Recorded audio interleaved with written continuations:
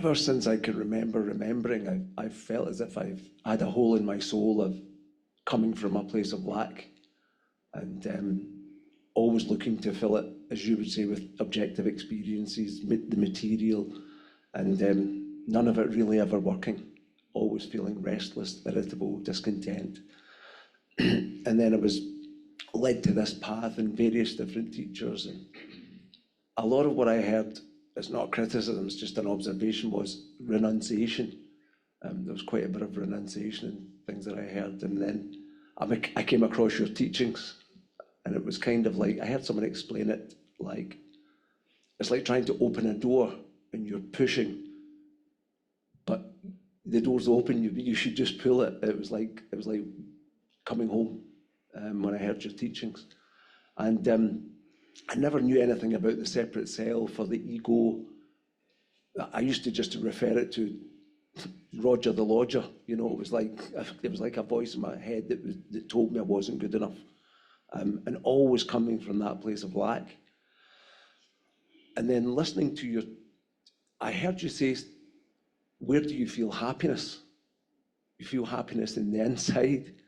And I had always looked for happiness in the outside. And it was like switching a light. It was like an epiphany. It was like, I've been looking for that one sentence my whole life. You know, I mean, really, it was incredible, very emotional.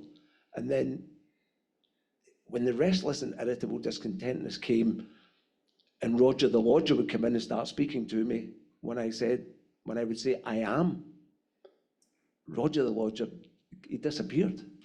I mean, it was quite spooky. And I don't believe in woohoo or anything. It wasn't any woo. And the thing I love about your teachings, there's no woohoo, there's no deity, there's no crystals, there's no.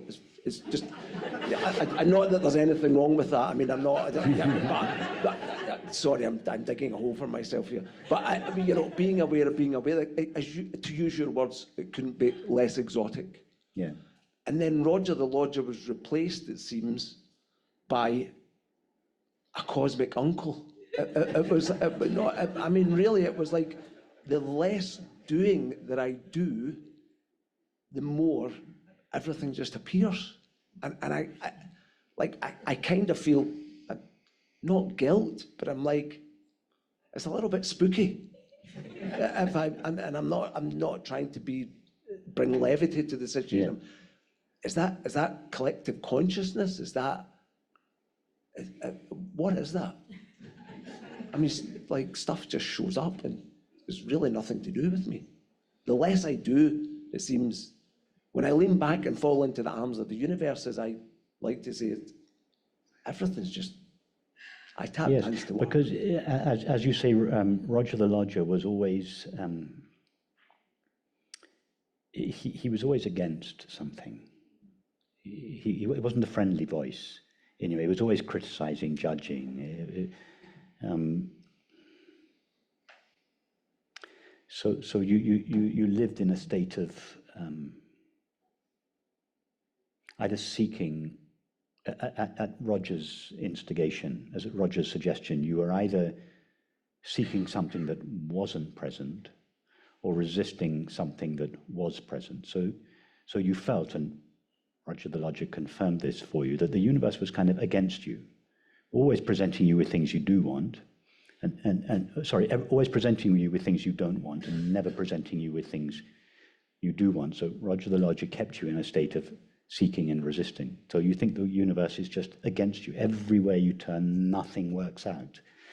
So now, Roger the Lodger has quietened down, or maybe left, and the voice in your head, the cosmic uncle, he's much friendly, he's much more positive, much more.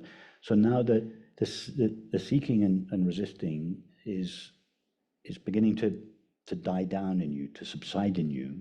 So you feel in harmony with the universe, not against it. Actually, it's not that something magical has happened and the universe was previously sending you things you didn't want, or not sending you the things that you do want, and now the universe has magically changed and it's giving you the things you want and not giving. It's not like that at all. It was always in harmony with you, but Roger was always saying no to it. So now the resistance and the seeking is subsiding in you. So you like the world. Now you feel the world is friendly. The world's actually always been friendly, but Roger persuaded you otherwise. So actually, you're right. There's no woo-woo. The universe hasn't suddenly magically changed. Your resistance to it, your demand that it provides something for you, or your resistance to it has just subsided, and now you're experiencing the universe as it is, in harmony with yourself. So you're going with the flow. You of course, sometimes you feel resistance and seeking, but your natural state is one with kind of being in the flow with life, being happy with what the universe presents you from moment to moment, instead of resisting what it gives you or seeking what it doesn't give you. One more thing you might be able to help me with. I think you said the one who has the deepest understanding gets to bear the burden. Was it? Yes, I was talking about relationships, and particularly intimate relationships. Yeah. My wife particularly liked that. Okay. I'm not going to ask either of you who... No, I was wondering if there's a spiritual small print that I could take home with me. To come back at her when she quotes... Yes. Okay. Well, the beautiful thing about an intimate relationship where both parties share this depth of understanding equally is that neither of you have to play that role of having the greater understanding and therefore bearing the responsibility. You can both do that for each other.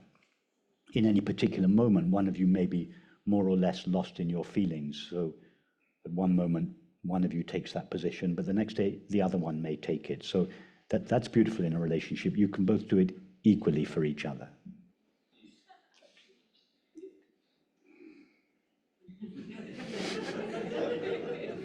Thank you very much for that. That was a very diplomatic answer.